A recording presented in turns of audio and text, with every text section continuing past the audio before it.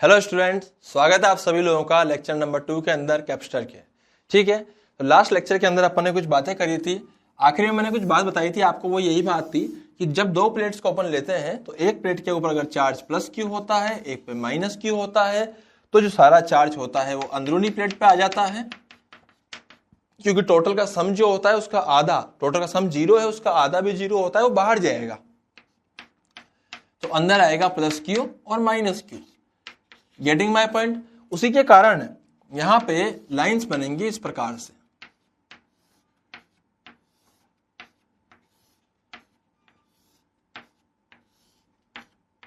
ठीक है, और इस सारे लाइंस के अंदर एक एनर्जी स्टोर होगी। उस एनर्जी की वैल्यू कितनी होगी मैं भी आपको निकाल के दिखा दूंगा, लेकिन इस लाइन से एसोसिएटेड होगी एनर्जी, और वही एनर्जी अपने को यहां पे स्टोर करनी होती है। तो पहले अपन चार्ज स्टोर करते हैं, उसके कारण इलेक्ट्रिक फील्ड जनरेट होती है, और उस फील्ड के कारण यहां पे एनर्जी स्टोर रहती है। गेटिंग माय पॉइंट अच्छे से? तो कल मैंने ये बात करी थी कि जो सी होता है वो होता है एप्सिलॉन नॉट ए अपॉन डी। अब मैंने आपके सामने ये भी बात करी थी कि अगर मैं ए को बढ़ाऊंगा तो सी बढ़ेगा, है ना। अगर मैं डी को कम करूंगा तो सी मेरा बढ़ेगा। अब सही है ना, अगर ए को बढ़ाएंगे तो सी बढ़ेगा, अगर डी को कम करेंगे तो सी तब भी बढ़ेगा। डी क्या होता है? Distance between the plates. जितना पास लाओगे उतनी इसकी सी बढ़ेगी। सी बोले तो capacity to hold the charge. मैंने आपको पहले ही बताया है कि जनरली सब बुकों में चार्ज इकट्ठा करना ही लिखा होता है, लेकिन चार्ज इकट्ठा करने का तात्पर्य क्या है? ताकि उससे अपन लोग एनर्जी को इकट्ठा कर सके। आई मेरी बात समझ में? क्योंकि चार्ज से एसोसिएटेड होती है एनर्जी, इलेक्ट्रिक फील्ड, और इलेक्ट्रिक फील्ड से एसोसिएटेड होती है एनर्जी। Getting my point? हाँ जी, तो ये बात अपन ने यहां समझी है। अब इसके ऊपर बेटा अपन कुछ सवाल, सिंपल सवाल कर सकते हैं। जैसे कि मान लीजिए सर कि हमें बोला जाए कि यहां पे दो प्लेट्स थी, यहां पे दो प्लेट्स थी। अभी दो प्लेट्स थी, इसको ऐसा क्यों बनाया था कि आपको फील आए कि हाँ भाई दो प्लेट्स थी, स्क्वायर प्लेट्स थी। मैं लिख देता हूं यहां पे स्क्वायर, ये जो है वो प्लेट्स है, these are two square plates and the distance between the side length is 2 metre, this side length is again 2 metre. ये बात अब समझ में आती है? 2 मीटर की साइड लेंथ है, इसकी 2 मीटर की है। बेटा दोनों के बीच का जो डिस्टेंस है डी, ये डी कितना है? ये है 1 सेंटीमीटर, बहुत पास है। पूछा गया है कि इसका कैपेसिटेंस कितना हो जाएगा, तो क्या सी निकालना पड़ेगा अपने को। तो सी की वैल्यू क्या हो जाएगी? Epsilon not into area upon D. Getting my point? तो कितना आएगा? फटाफट आप लोग निकालो जल्दी से, आप लोग निकालो बेटा जल्दी से, फास्ट। कोई बहुत बड़ी बात नहीं इसके अंदर, आप लोग कर सकते हो इसको जल्दी।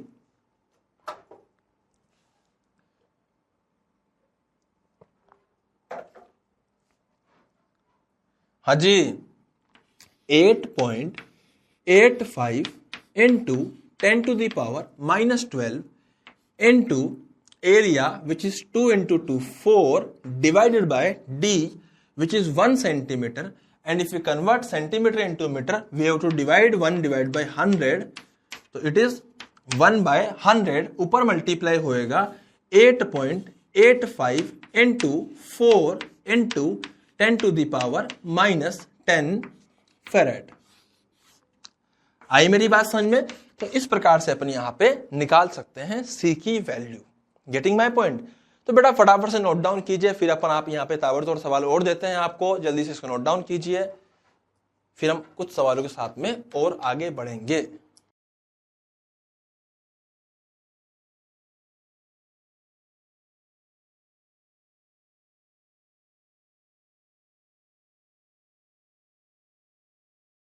हाँ जी, तो जिससे मान लीजिए कि मैं एक सवाल आपके सामने और लेता हूं। जैसे एक प्लेट है जो कि जिसकी साइज जो है वो सर्कुलर है, तो मैं ले देता हूं यहां पे सर्कुलर प्लेट, सर्कुलर प्लेट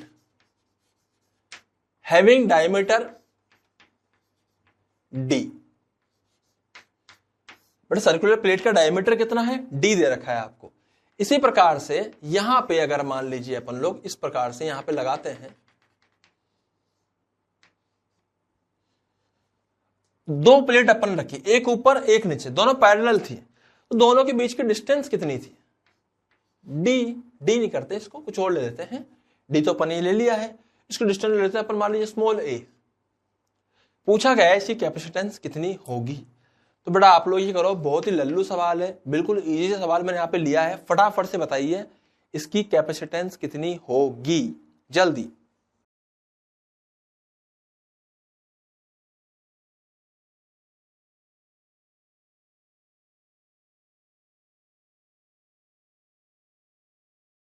हाँ जी, तो कितनी होगी इसकी कैपेसिटेंस?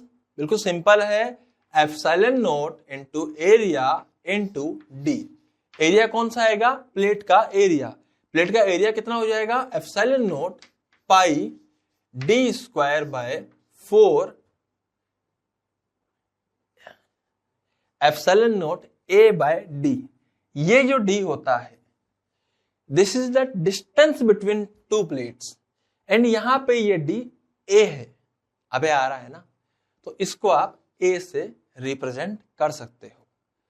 मैं यहां पे डी डैश ले लेता हूं ताकि तुम कंफ्यूज ना हो डायमीटर में और इसमें। अबे आ रहा है ना, पक्का ना? तो बेटा ये तो आप लिख सकते हो यहाँ पे।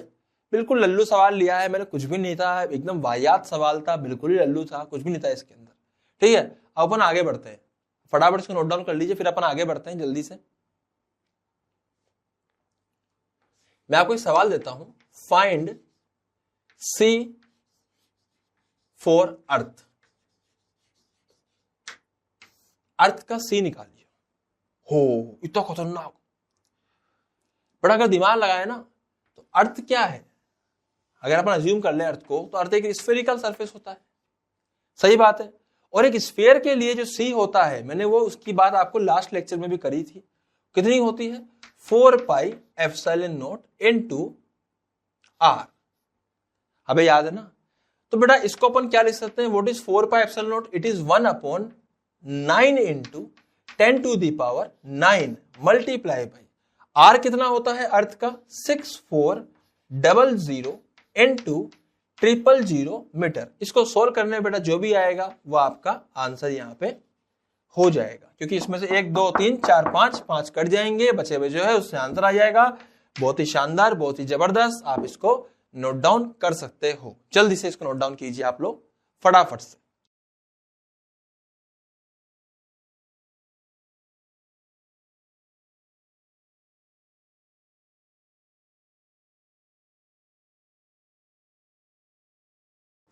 हाँ जी, तो भैया अपन ने इसको नोट डाउन किया, इसको किया। अभी अपन कुछ और आगे बढ़ते हैं, है ना, कुछ और बातें यहाँ पे करते हैं।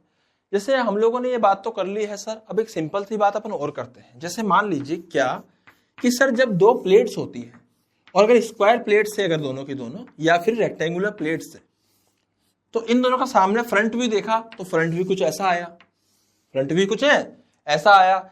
इस फ्रंट व्यू के ये जो डिस्टेंस थी, ये डिस्टेंस थी डी। सही है ना? फ्रंट व्यू में डिस्टेंस कितनी थी? डी थी। तो बेटा ध्यान रखने की बात यह है कि इसका एरिया हो जाएगा ए। सही बात है। अब यहां पे एक बड़ी इंपॉर्टेंट मुद्दे की बात यह हो रही है, वो ये है कि एनर्जी स्टोर्ड इन पैरेलल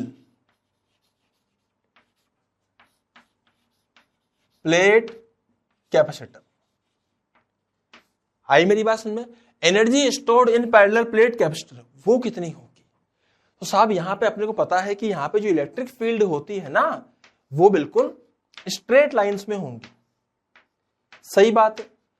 और ये कैसे होंगी? जैसे मान लीजिए कि ये कुछ एरिया था ए, ये एरिया था ए, इसके बीच में बहुत सारी लाइंस होंगी, इस तरह से बहुत सारी लाइंस होंगी, एक वॉल्यूम में होंगी वो यहां पे कन्फाइंड। अब हम लोग एक बात कर सकते हैं कि भैया इलेक्ट्रिक फील्ड जो होती है is associated with the energy, और वो एनर्जी कितनी होती है मैं यहां पे लिख रहा हूं, ध्यान से देखिएगा बेटा। वो energy per unit volume is equal to, energy per unit volume is equal to क्या होता है? क्या वो half epsilon not into E square होता है? अब सही है ना? पक्का ना? यही तो होता है एनर्जी डेंसिटी।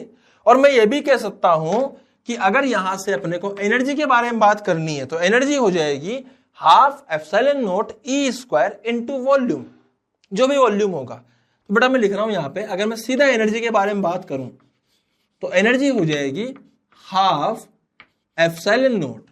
अब ई कितना है, ई है अपने पास में, ई कितना होता है यहाँ पे, अभी अपने बात करी थी ना ई के बारे में, तो बेटा ई के बारे में अपन यहाँ पे जानकारी लिखेंगे, कितना होएगा E Q by epsilon not into A, इसका होल स्क्वायर। अबे सही है ना, पक्का ना, multiply by volume which is area into D.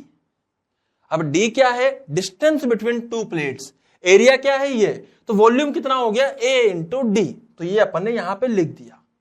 ठीक है, अब इसको अपन सोल्व करेंगे, सोल्व करेंगे तो हमें क्या मिलेगा, Q square divided by epsilon not का होल स्क्वायर, ऊपर एप्सिलॉन नॉट है, कट जाएंगे, बेचारा बचेगा क्या नीचे, एप्सिलॉन नॉट। अबे सही है ना, उसके अलावा 2 तो बचाइए सर यहाँ पे आगे, ए का स्क्वायर, एक ए ऊपर भी था, कट जाएगा, नीचे क्या बचेगा, ओनली एक ए, ऊपर डी। अबे सही है, और सी क्या होता है, epsilon naught A by D, epsilon naught A by D, epsilon naught A by D, इसका मतलब ये सी का उल्टा है, तो सी कितना हो जाएगा यहां पे, क्यू स्क्वायर बाय 2c। है बस सही है ना, और ये जो क्यू स्क्वायर बाय 2c आया, ये क्या आ गई अपनी एनर्जी, जो उस कैपेसिटर के अंदर स्टोर होगी in form of electric field, और यही एनर्जी अपने को मिलती है जब अपन कहीं किसी इसको कहीं पे भी यूज करते हैं, just like flash of camera और एनीथिंग एल्स, जिसकी अपन बात करी थी यहाँ पे।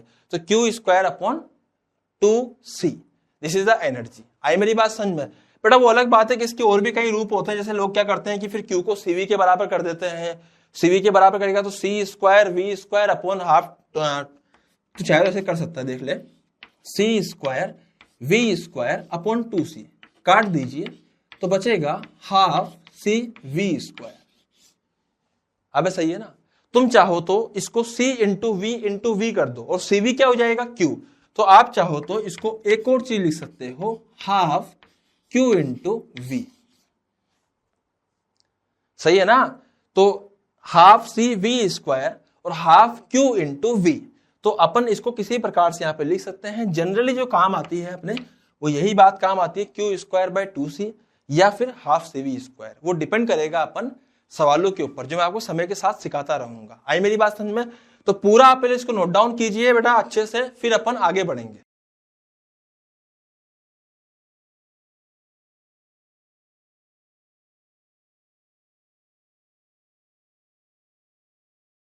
हाँ भाई, तो जैसे अपन ने बात करी कि पैरेलल प्लेट कैपेसिटर होता है, इसी प्रकार से अपन 2 कैपेसिटर और ले सकते हैं ना, सिलेंड्रिकल भी होते हैं, स्फेरिकल भी होते हैं। तो मैं आपको स्फेरिकल के 1-2 केस बताता हूं पहले, कि मान लीजिए स्फेरिकल यहाँ पे कैपेसिटर है, पर यहाँ पे एक कैपेसिटर नहीं, यहाँ पे 2 है कैपेसिटर, क्या सॉरी सेल यहाँ पे 2 ले रखे हैं अपन ने, स्फेरिकल सेल्स।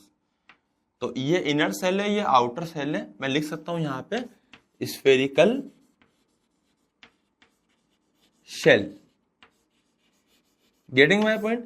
तो अपन स्फेरिकल सेल्स यहाँ पे ले सकते हैं, यहाँ पे अपन लोग 2 स्फेरिकल सेल्स ले सकते हैं। बेटा बहुत ही सिंपल सी चीज है, जबरदस्ती में इसको बड़ा खतरनाक सा बनाया जाता है, तो मैं आपको इसको बहुत ही आसान भाषा में समझाऊंगा। ये R1 है, इसका रेडियस हो जाएगा R2। Getting my point? तो अंदर वाला R1 हो जाएगा, बाहर वाला हो जाएगा R2, ये हम जानते हैं। अब हमें कहा गया कि फर्स्ट केस है, अगर मैं यहाँ पे लिख दूं कि केस 1 क्या है कि इफ आउटर, देखिए यहां पे इफ आउटर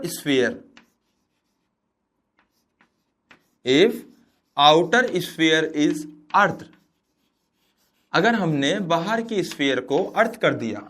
आई मेरी बात समझ में? तो अर्थ कैसे करते हैं सर? अर्थ करने के लिए हम क्या करेंगे, उसको अर्थ से कनेक्ट कर देंगे, तो इसका अर्थिंग हो गई यहां पे।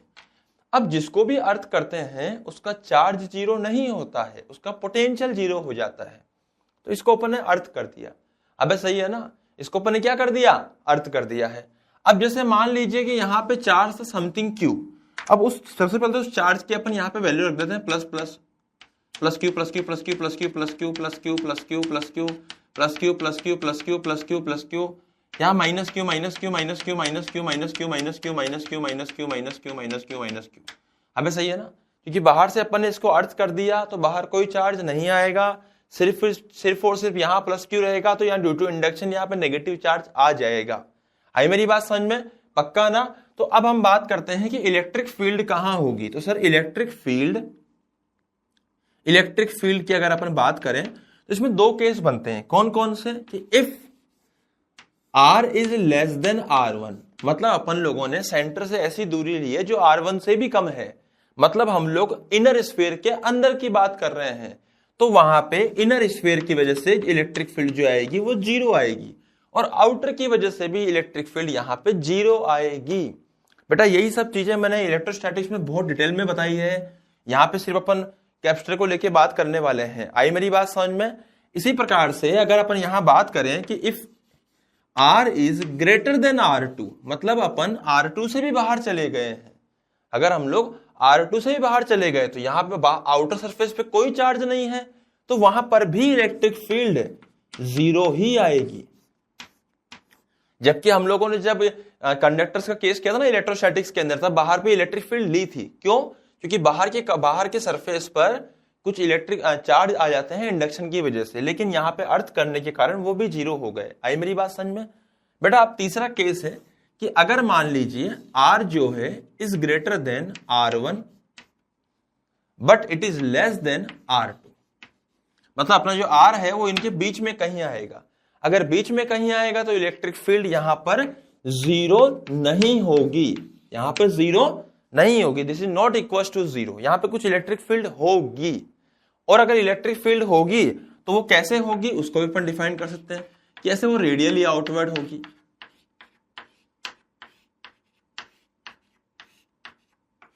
अबे सही है ना? तो अपनी जो कैपेसिटर की बाल्टी है उस बाल्टी में सारी जो एनर्जी है वो सिर्फ और सिर्फ इस पर्टिकुलर वॉल्यूम में ही कन्फाइंड हो जाएंगी। सारी एनर्जी इस वॉल्यूम में कन्फाइंड हो जाएंगी, सारी शानदार है, पूरी की पूरी एनर्जी कहां चली जाएंगी? इसी वॉल्यूम के अंदर। आई मेरी बात समझ में? तो ये यहाँ पे अब इसकी अपन कैपेसिटी को निकालना ही हमारा फर्ज है। तो इसकी कैपेसिटी है कितनी वो चेक करते हैं। उससे पहले हमें निकालना पड़ेगा कि बाहर का पोटेंशियल कितना हो जाएगा साहब? इसका पोटेंशियल जीरो। अब V बोले तो पोटेंशियल है, वेलोसिटी नहीं है। आई ना बात समझ में?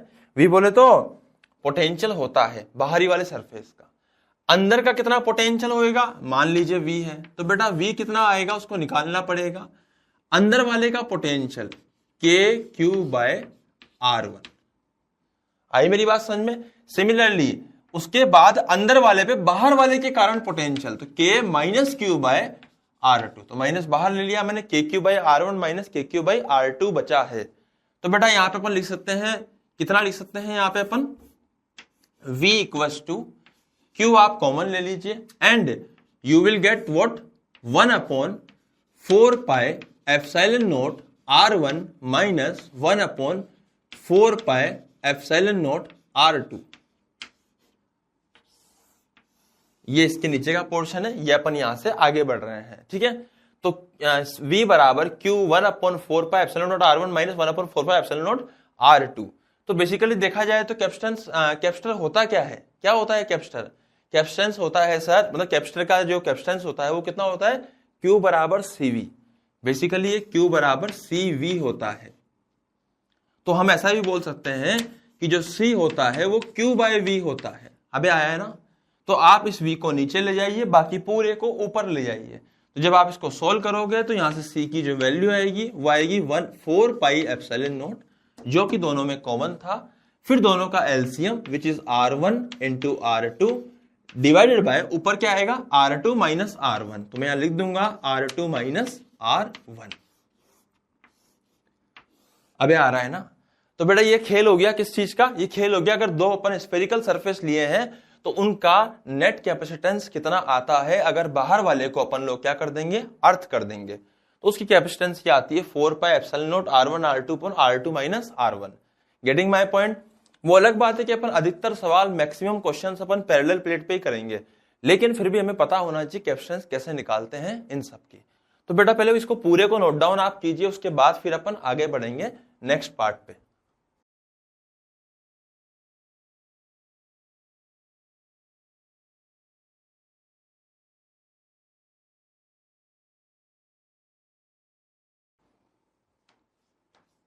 हाँ जी, तो नेक्स्ट पार्ट में बेटा अपन आते हैं, ये जो अपन ने पहला पार्ट लिया है, पहले पार्ट के क्या मायने थे? पहले पार्ट के मायने थे सर की बाहर की तरफ अपन ने अर्थिंग कर दी थी। इस छोटे वाले पोर्शन का क्या रहेगा कि अपन अंदर वाले को अर्थिंग करेंगे, अंदर वाले क्या करेंगे? अर्थिंग कर देंगे। अब मेरी बातों को कुछ जरा ध्यान से सुनिएगा आप। जैसे मान लीजिए कि अपन ने अंदर चार्ज ले लिया Q, है ना, अंदर वाले को अपन अर्थ करके चार्ज Q ले लिया। अब बच्चे बोले सर अंदर वाले का तो चार्ज 0 होना चाहिए ना। बेटा चार्ज 0 नहीं होगा, पोटेंशियल 0 होगा। आई मेरी बात समझ में? चार्ज 0 नहीं होगा, पोटेंशियल 0 होगा। तो अंदर वाले का पोटेंशियल V1 मान लेते हैं। V1 should equal to 0 and 0 should equal to V1। क्या बात है, मजा आ गया। तो क्या लिखेंगे अपन यहाँ पे? इसका पोटेंशियल आएगा KQ/R1। आई मेरी बात समझ में? अंदर वाले का। और बाहर वाले के कारण अंदर वाले का पोटेंशियल कितना आएगा? Plus KQ/R2। बेटा पोटेंशियल्स कैसे लिखते हैं मैंने इलेक्ट्रो में बहुत अच्छे से बताया है, यहां पे मैं इसकी डिटेलिंग नहीं ले सकता। आप चाहो तो डाउट पे पूछ सकते हो, नहीं तो इलेक्ट्रो वाले लेक्चर में देख सकते हो। आई मेरी बात समझ में? और जिन लोगों ने भी देखा उनको पता ही है कि किस प्रकार से ये अपन ने वहां पे क्वेश्चंस अपन ने किए थे पोटेंशियल्स के। तो KQ/R1 plus KQ/R2 equal to 0। यहां पे हम लोग इतनी बात समझते हैं। Now what we have to do is K से K उड़ा दीजिए, तो बचेगा क्या? आपके पास जो Q आएगा वो आएगा minus of R1 divided by R2 into Q। सही बात है? अबे आया है ना। अब मैं यहां से आगे बढ़ूंगा। अब मैंने क्या करा कि दोनों स्फीयर को ध्यान से लिखा, ध्यान से देखिए, और अंदर ले लिया Q चार्ज। उसकी वैल्यू कितनी थी? Minus R1 R2 by Q। तो बेटा अगर अंदर Q चार्ज आएगा तो बाहर कितना? यहां देखो इस पर टोटल चार्ज कितना था, वो बहुत इंपॉर्टेंट बात है। जैसे मान लीजिए कि इस पर टोटल चार्ज था Q, कैपिटल Q। अब सही है ना? तो कैपिटल Q, तो यहां आएगा Q डैश, है ना, जिससे मतलब टोटल चार्ज नहीं, बाहरी चार्ज सरफेस पे चार्ज था कैपिटल Q, अंदर आएगा Q डैश। आई मेरी बात समझ में? तो अगर यहां जो Q डैश आएगा उस Q डैश की वैल्यू होगी कितनी? वो हो जाएगी R1 R2 इनटू Q। अब सही है। सिमिलरली यहां पे हो जाएगा माइनस Q डैश, क्योंकि वो उसी के बराबर है। अबे आ रहा है ना? इसका मतलब कुछ इलेक्ट्रिक फील्ड तो इसके अंदर होगी। अबे सही है ना? अबे जहां जहां पे इलेक्ट्रिक फील्ड होती है क्या वहां पे कैपेसिटी भी होती है, मतलब एनर्जी स्टोर करने की। तो बेटा ये एकदम रेडियली आउटवर्ड होगी। इतना अच्छा वर्ड से बना नहीं डायग्राम, लेकिन आप इसको समझ सकते हो कि ये सारी परपेंडिकुलर ही जाएंगी इस प्रकार से, बिल्कुल सीधी सीधी। आई मेरी बात समझ में? तो अपन ऐसा मान सकते हैं कि ये इलेक्ट्रिक फील्ड जो होंगी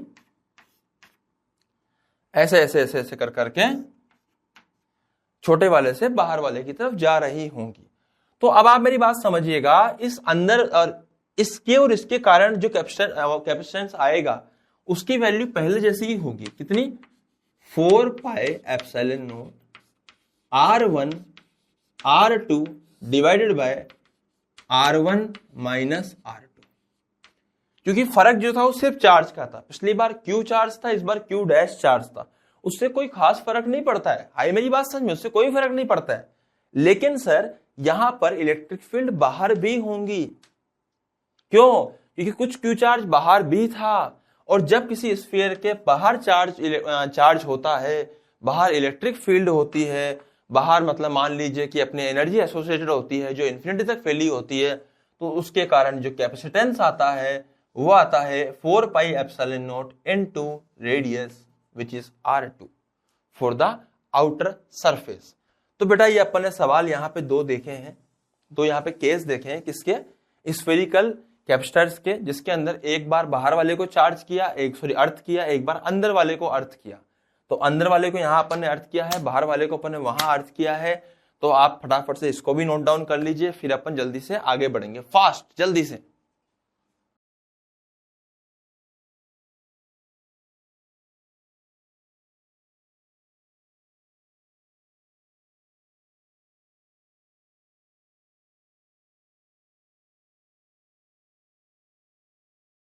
हाँ भाई, तो अभी भी अपन ने बातें करी। पहले मैंने आपको ना कैपेसिटर के बारे में बताया, फिर मैंने आपको पैरेलल प्लेट कैपेसिटर के बारे में बताया, थोड़ा सा अपन ने स्फेरिकल के बारे में बात कर ली थी, है ना। तो अभी बताया मैंने आपको कि स्फेरिकल के ऊपर अपन बाहर वाले को अगर अर्थ करते हैं, अंदर वाले को अगर अर्थ करते हैं। हालांकि अधिकतर बातें जो है वो इलेक्ट्रोस्टैटिक्स का जो अपना कंडक्टर नाम का टॉपिक होता है उसी से संबंधित होती है, लेकिन और लेकिन अपन यहाँ पे दोबारा जल्दी जल्दी यहाँ पे बातें कर ली थी इसके ऊपर। बेटा अब मैं यहाँ पे आगे बढ़ने की कोशिश कर रहा हूँ, तो आप ध्यान से देखिए। जैसे मान लीजिए मैं आपको सिंपल सी चीज़ें समझाता हूँ। पहले सिंपल सी चीज़ क्या है कि अपन ने एक सर्किट लिया है, उसमें हमने एक रजिस्टर लगाया, उसमें हम लोगों ने कैपेसिटर लगाया, गेटिंग माय पॉइंट। फिर हमने क्या करा कि यहाँ पर एक बैटरी लगा दी, यहाँ पे क्या लगा दी, बैटरी लगा दी। अब बैटरी लगाई, ये सी था, ये आर था, तो इसके ऊपर अपने को कुछ बातें करनी है, वो अपन कर सकते हैं। यहाँ पे कैसे कैसे करेंगे सर? सबसे पहले जैसे यहाँ 0 माना तो यहाँ भी 0 होगा। ये सर्किट्स के ऊपर जब भी करंट के लेक्चर्स में आए थे उन लोगों को तो बहुत मजाक लगेगा सर्किट्स, है ना। तो यहाँ 0, यहाँ 0, तो यहाँ V, तो यहाँ मान सकते हैं अपन V पोटेंशियल।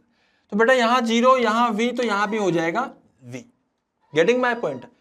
अब बात यह है कि जो प्लेट है, दो प्लेट्स है कैपेसिटर की, ये आपस में कनेक्टेड नहीं होती है किसी कंडक्टर से, समझ रहे हो ना। तो यहाँ पे करंट फ्लो ऐसा नहीं करेगा, लेकिन इसमें कुछ चार्ज इकट्ठा होना चाहिए।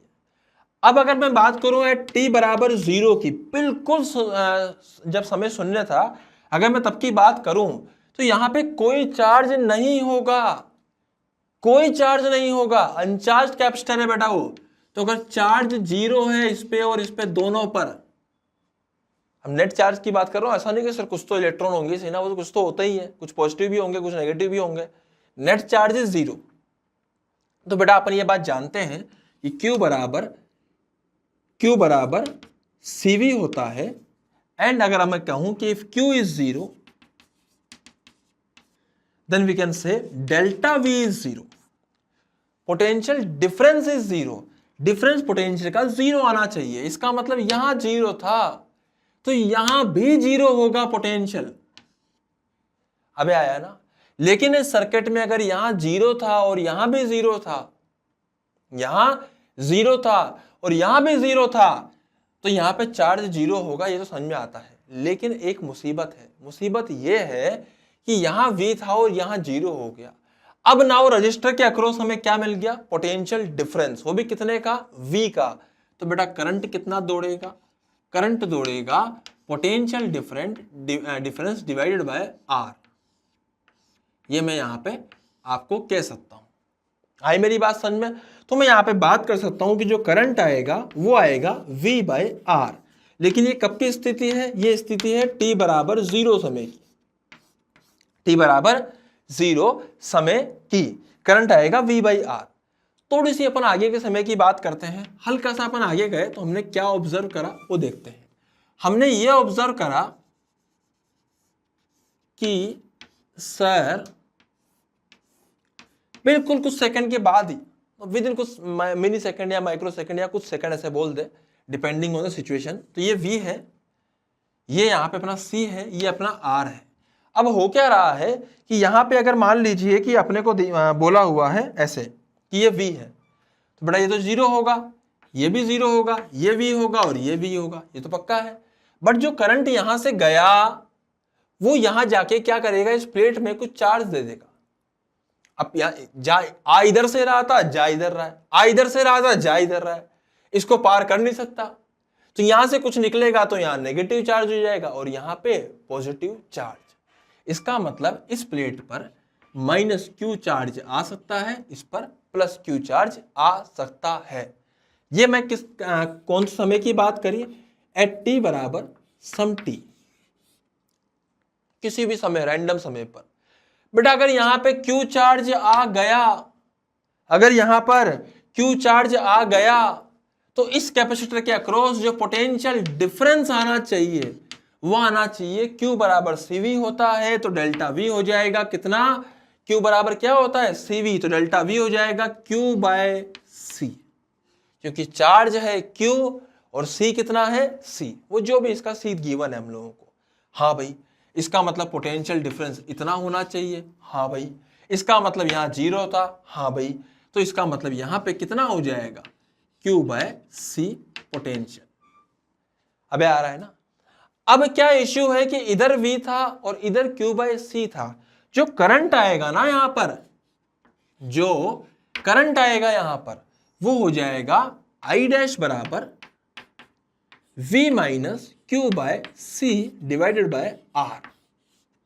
ये कुछ करंट आ गया, जो कि जैसे जैसे चार्ज बढ़ रहा है वैसे वैसे करंट घट रहा है।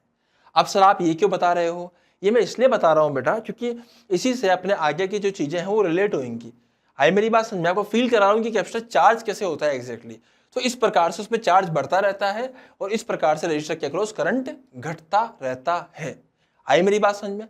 अब यहां से अपन एक और स्टेप आगे चलते हैं। तो अपन एक काम करते हैं, यहीं से आगे लेते हैं बेटा, लिख लेना बाद में, पहले एक बार सुन लो।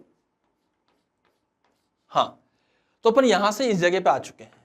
अब इस जगह पे क्या हो रहा है, मैं दोबारा एक और सर्किट बनाऊंगा। ये आर हो जाएगा, ये सी हो जाएगा, ये अपने पास में बैटरी हो जाएगी,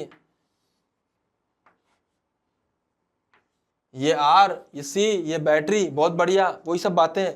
समय जो था ना वो बढ़ते बढ़ते बहुत ज्यादा हो चुका है, टी बराबर इन्फिनिटी, इनफाइनाइट टाइम बीत चुका है वो बात शुरू करे हुए, है ना।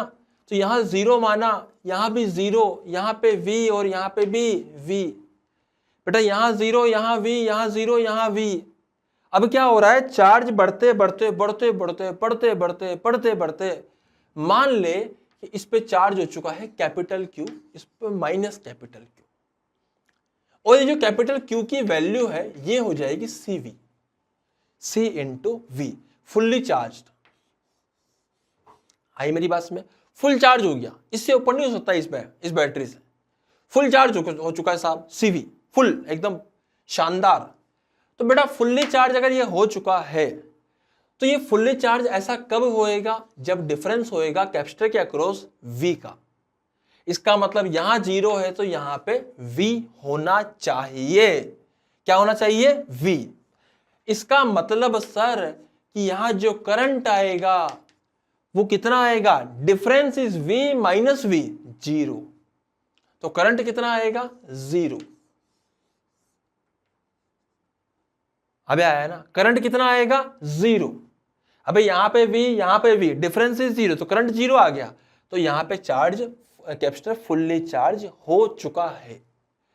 अब जैसे मान लीजिए मैंने इस सिचुएशन की बात करी, इसको अपन बोल सकते हैं वैसे स्टेडी स्टेट। ध्यान से देखिएगा बेटा, इसको बोल सकते हैं अपन स्टेडी स्टेट। अगर मैं इस स्थिति की बात करूंगा जहां पर अब क्या हो रहा है कि अब और चार्ज नहीं बढ़ेगा, कैपेसिटर फुल चार्ज हो चुका है, तो इस चैप्टर को अपन जो पढ़ते हैं वो आफ्टर स्टेडी स्टेट पढ़ते हैं। ऐसा क्यों सर? क्योंकि हम मान लेते हैं कि अब करंट, अब ये फुल्ली चार्ज हो चुका है। अगर ये फुल्ली चार्ज हो चुका है तो अब करंट नहीं दौड़ेगा। अब अगर करंट नहीं दौड़ रहा तो अब रजिस्टर का कोई रोल नहीं है। रजिस्टर का रोल था लेकिन पहले था, अब तो बात की बात करते हैं। अब रजिस्टर का कोई रोल नहीं है। अरे बात समझ में आ रही है ना? अब रजिस्टर का कोई रोल नहीं है। तो हम चाहें तो इस सर्किट को अब ऐसा भी बना देते हैं कि सर अगर मान लीजिए एक कैपेसिटर दिया अपन ने और एक बैटरी लगाई सर, तो टोटल उसमें जो चार्ज आएगा सर वो आएगा सीवी और माइनस सीवी। ये कब की स्थिति होगी सर? ये होगी after steady state. After steady state कि सर ये स्थिति हो जाएगी आफ्टर स्टेडी स्टेट के, फुल्ली चार्ज हो चुका होगा सीवी और माइनस सीवी का। अबे आ रहा है ना? तो बेटा ये प्रोसेस है, इस प्रोसेस के द्वारा ही ये कैपेसिटर चार्ज होता है, इस तरीके से चार्ज होता है। अब तुम कहोगे सर अगर मैं वायर को अगर इनफाइनाइट कंडक्टेंस जो वायर की इनफाइनाइट ले लूं या रेजिस्टेंस इसकी जीरो ले लूं, कोई रेजिस्टेंस हो ही ना, सुपर कंडक्टर लगा दिया तो क्या चार्ज नहीं होगा? क्या तब भी चार्ज होगा, तब भी सीवी ही होगा। उसकी कंडीशन अलग होती थोड़ी सी, लेकिन अपन एक नॉर्मल कंडीशन पे बात करी है। उस कंडीशन में चार्ज तो सीवी आ जाएगा, इनफाइनाइट टाइम में आएगा, और इनफाइनाइट टाइम में आएगा। प्रोसेस इस प्रकार से रहेगा कि पहले करंट फुल था, फिर करंट घटने लगा घटने लगा घटने लगा घटने लगा, जीरो हो गया। आई मेरी बात समझ में? तो बेटा इसको आप वहां से यहां तक का पूरा नोट डाउन कीजिए, फिर इसमें अपन आगे बढ़ेंगे जल्दी से।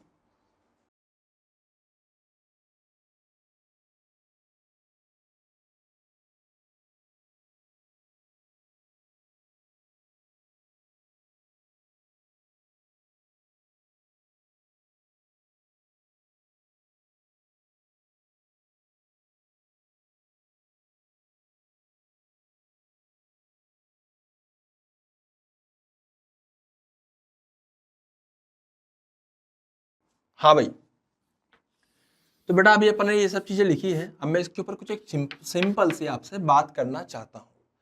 अगर जैसे मान लीजिए मैं पूरी स्थिति ना समझाते हुए आपको सिंपल ऐसा स्थिति समझाऊं कि अपन जैसे ही बैटरी लगाई तो ये स्थिति थी t बराबर 0 पर, तो यहाँ पे कोई चार्ज नहीं था और ये V वोल्ट की बैटरी थी, C कैपेसिटेंस था। सडनली अपन आ चुके हैं ऐसी स्थिति में जहां पर हम लोगों ने क्या करा, इसको t बराबर इन्फिनिटी टाइम की बात कर दी, आफ्टर स्टेडी स्टेट की बात करती है, ऐसी बात कर दी जहां पे चार्ज हो चुका है CV और minus CV। Getting my point, fully charge हो चुका है कैपेसिटर। ऐसी बात अगर अपन ने करी है तो अगर मैं डायरेक्ट यहाँ पे बात करूं तो यहाँ पे एक मुद्दा यह है कि इसका मतलब सर बैटरी से कुछ चार्ज फ्लो करके गया। हाँ भाई, बात सही है, बैटरी से कुछ चार्ज फ्लो करके गया और वो कितना चार्ज फ्लो किया होगा, total charge flow is Q और दैट Q इज CV। अबे आ रहा है ना, पक्का ना। तो बेटा बैटरी की भी एक प्रॉपर्टी होती है, जैसे मान लीजिए कि ये बैटरी है। अब इस बैटरी से अगर इस प्रकार से चार्ज जाएगा, अगर V वोल्ट की बैटरी है, अगर इस प्रकार से चार्ज जाएगा, तो मैं लिख सकता हूं यहां पे वर्क डन बाय बैटरी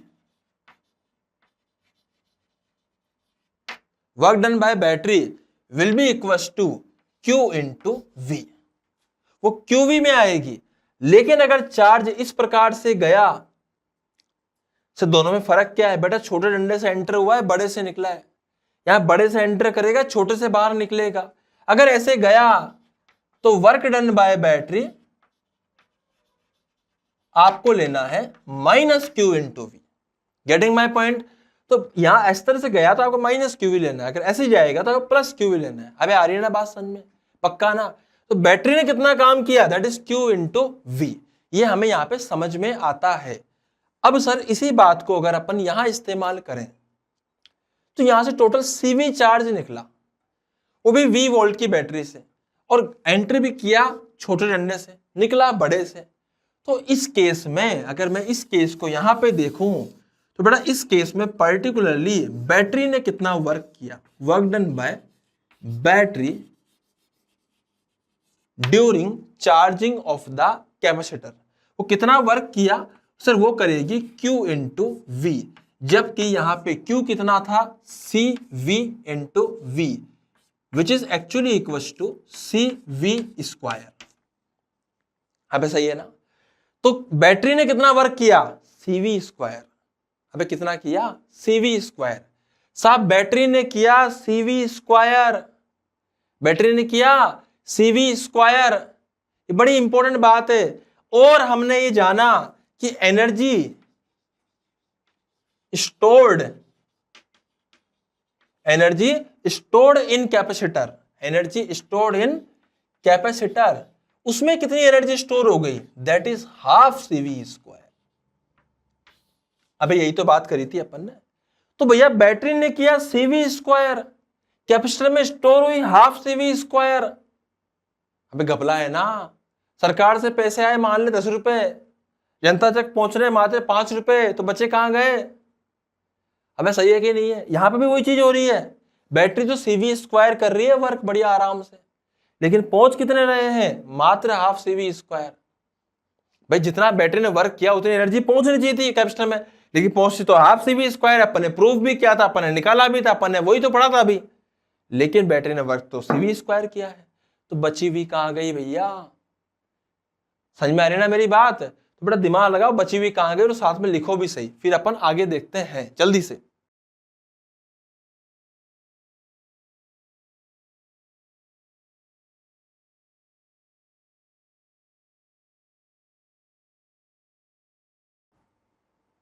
हाँ भाई पहले यहां देखो, work done by battery CV square, energy stored in capacitor half CV square. बची हुई कहां गई, तो बेटा बची हुई जो है ना वो भ्रष्टाचार में गई। एक्चुअली वो कहां गई, वो हीट में चली गई। अब सर यहां पे कुछ बच्चे दिमाग लगा लेते हैं कि सर अगर ऐसा है तो हीट तो आ ही नहीं सकती, जनरेट हो ही नहीं सकती।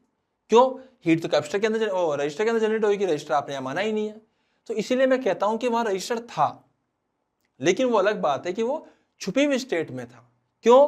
क्योंकि अपन स्टडी स्टेट की बात कर रहे हैं, तो करंट जीरो हो चुका है, तो उसको अपन रिप्रेजेंट नहीं करते हैं जनरली। वो अलग बात है, सुपर कंडक्टर के केस में भी ऐसा हो सकता है कि जब रजिस्टर ना हो तब भी वही होएगा, पर उस केस में एनर्जी कहीं और जाएगी, वो सोचने का काम हमारा नहीं है, वो हमारे सिलेबस का पार्ट भी नहीं है। लेकिन बता दूंगा मैं आपको, वो अलग बात है। लेकिन आपके लिए अभी यहाँ पे समझना है, यहाँ जो क्वेश्चंस बनते हैं वो हीट के बनते हैं। तो हीट कितनी जनरेट हुई while charging this capacitor to full on, मतलब इसको फुल्ली चार्ज करने पे कितनी हीट जनरेट होएगी। आई मेरी बात समझ में? तो उसको अपन लोग इस फॉर्मूले से लिख लेते हैं कई बार। अब यहां देखिए आप लोग, अब लोग बोलते हैं कि सर ये फॉर्मूला रट लो कि हीट इक्वल्स टू, कुछ फॉर्मूले रटवाते हैं अलग अलग प्रकार के। मैं तो आपको एक सिंपल सी चीज समझा रहा हूं, आपको ध्यान समझना कि भाई हीट क्या होती है, work done by battery. Heat ये वो चीज है जो गायब हो गई। Work done by battery, battery ने इतनी एनर्जी रिलीज करी है, इतनी एनर्जी दी है, माइनस उसमें से काम कितनी आई, तो हम लिख सकते हैं फाइनल एनर्जी इन कैपेसिटर। भैया कैपेसिटर में फाइनली कितनी हो गई एनर्जी, सही बात है ना। लेकिन उसका एक और बात का ध्यान रखना है, भाई ये भी चेक करना पड़ेगा कहीं कैपेसिटर में पहले से एनर्जी थी तो नहीं। तो हम क्या लिखेंगे, माइनस क्या करेंगे, initial energy in capacitor, minus what, initial energy in capacitor. अगर आप इसको भी याद कर लोगे तो भी आपका काम हो जाएगा। मैं आपको इसके ऊपर बहुत अच्छे एग्जांपल्स कराऊंगा, बहुत ही शानदार। बेटा वर्क डन बाय बैटरी लिखना है, उसके बाद कितनी एनर्जी में बदलाव आया। मैं आपसे एक सिंपल सी बात पूछता हूं, देखो समझना बात ध्यान से। मान लीजिए एक बैटरी ने वर्क किया, work done by battery is equal to 10 joule. मान ले फॉर एग्जाम्पल एक बैटरी ने 10 जूल का वर्क किया है। कितना किया है, 10 जूल का। मान लीजिए जो एनर्जी थी फाइनली वर्क सब करने के बाद वो कैपेसिटर में हो चुकी थी 8 जूल। कितनी हो चुकी थी, 8 जूल। अब तुमको सर हीट तो 2 जूल होगी ना बेटा, आपको इनिशियल कंडीशन पता होनी चाहिए कि मान लीजिए कि जो इनिशियल एनर्जी थी कैपेसिटर के अंदर वो हो सकता है वो थी 4 जूल। तो इस बैटरी ने कितनी बढ़ाई, 4 तो पहले से ही थी ना, 4 ही तो बढ़ाई। तो बैटरी ने कितनी एनर्जी में चेंज लेकर आई, तो delta u is equal to 4 joule. अबे आ रहा है ना, बैटरी ने कितना चेंज किया, मात्र 4 जूल का। तो उससे हीट कितनी जनरेट होएगी, बची में कहां चली गई, कौन सी एनर्जी सर, जो वर्क हुआ है 10 जूल का उसमें से मात्र 4 जूल गई है एनर्जी इसको एनर्जी को बढ़ाने में। तो बची हुई कहां गई, सारी हीट में गई 6 जूल। इतना बुद्धि बेटा आपको लगानी है। 10 जूल थी, 4 जूल बढ़ी है, 4 से 8 हो गई। मान ले यहां 2 थी, 2 होती, 2 से 8 होती, 6 जूल बढ़ती, 10 में से 6 गई तो 4 बचती। अभी कितनी बढ़ी, 4 बढ़ी, 10 में से 4 गई तो कितनी बची, 6 बची। अबे सही है ना, पक्का ना। तो बेटा आप इसको लिखिए फटाफट से, फिर अपन यहां पे एक क्वेश्चन और कर लेते हैं, जल्दी आइए फटाफट से। हाँ जी, तो अब सवाल पे ध्यान दीजिएगा। जैसे मान लीजिए एक कैपेसिटर है, उसको हमने इनिशियली जो सी कैपेसिटर का कैपेसिटर है उसको हमने V वोल्ट पे चार्ज कर लिया। अब V वोल्ट पे चार्ज करने से उसकी जो इनिशियल स्थिति है वो ऐसी हो जाएगी कि उसमें चार्ज हो जाएगा CV और माइनस CV। अबे आ रही ना बात समझ में, पक्का ना, अरे 100% श्योर हो ना, अरे बोल दो यार। बेटा अब क्या करा, इस चार्ज कैपेसिटर को हमने कनेक्ट कर दिया किसी बैटरी से, देखना बात को ध्यान समझना। और कनेक्ट करने के बाद उस बैटरी की जो वैल्यू थी, मतलब उसका EMF था, वो था 2 वोल्ट। ठीक है, कैपेसिटेंस कितने का था, C का था। पहले कितना चार्ज था, CV था। लेकिन जब 2 वोल्ट की बैटरी से कनेक्ट कर दिया और आफ्टर स्टेडी स्टेट अगर मैं बात करूंगा तो अब इसका चार्ज हो जाएगा 2CV और इधर आएगा -2CV। आप हमेशा ध्यान रखिएगा कैपेसिटर में कितना चार्ज आता है, capacitance multiply by potential difference, तो 2CV हो गया, इधर आएगा -2CV। Getting my point. तो बेटा मैं यहां पे क्या लिख सकता हूं कि सर इसमें जो बैटरी ने वर्क किया, देखो कौन सी बैटरी लगाने के बाद ये चेंजेस आए, नई 2 वोल्ट वाली के, मतलब कि जब मैंने 2 वोल्ट बैटरी लगाई तो यहां पहले सीवी चार्ज हुआ करता था, अब यहां पे 2 सीवी हो गया। इसका मतलब 2 वोल्ट की बैटरी लगाने के कारण यहां से सीवी ओवरफ्लो करा। अबे सही है ना? तो मैं कह सकता हूं कि बैटरी ने जो काम किया, work done by battery is equal to CV into V, and this is equal to CV into 2V, क्योंकि बैटरी 2 वोल्ट की थी। तो आंसर हो जाएगा यहां से 2CV स्क्वायर। अबे आ रहा है ना? तो यहां से 2CV स्क्वायर हो जाएगा। किसके बारे में बात कर रहा हूं? वर्क डन बाय बैटरी के बारे में। अब मेरी बात और समझना है यहां पे आप लोग। बात यह है कि जो एनर्जी है इनिशियल वो कितनी थी? सर वो थी हाफ CV स्क्वायर। अबे सही है ना? सर बाद में कितनी हो गई? तो बाद में हो जाएगी हाफ C, तो C सेम ही रहेगा, और V कितना हो गया? 2V का होल स्क्वायर। बेटा सोल्व करा तो कितना? 4CV स्क्वायर बाय 2, तो ये आएगा 2CV स्क्वायर। अबे सही है ना? ये बाद की एनर्जी हो गई, लेकिन पहले कितनी थी? Half CV square. बड़ी कितनी? अरे बड़ी कितनी ये समझना, 2 थी, हो चुकी है फाइनली। पहले कितनी थी? आधी, तो कितनी बड़ी? 1.5। मैं तुझे सिंपल भाषा में बात करूं तो एक्चुअली एनर्जी में चेंज कितना आया? It is 3/2 CV square. अब सही है ना? लेकिन बैटरी ने वर्क कितना किया? 2 CV स्क्वायर। इसका मतलब बची हुई कहां गई? इसका मतलब बची हुई गई हीट में। और बेटा हीट कितनी हो जाएगी? 2 CV square minus 3/2 CV square, which is actually equal to half CV square.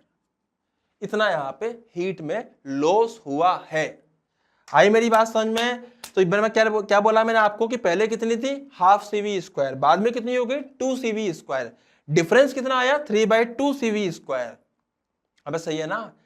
Battery ने कितना वर्क किया? 2 CV स्क्वायर। अबे तो बैटरी ने जो वर्क किया उससे जो बदलाव आए, उन बदलावों को छोड़ के जो बची हुई एनर्जी है क्या वो हीट में गई? अबे सही है ना? क्योंकि वही तो लॉस हुआ।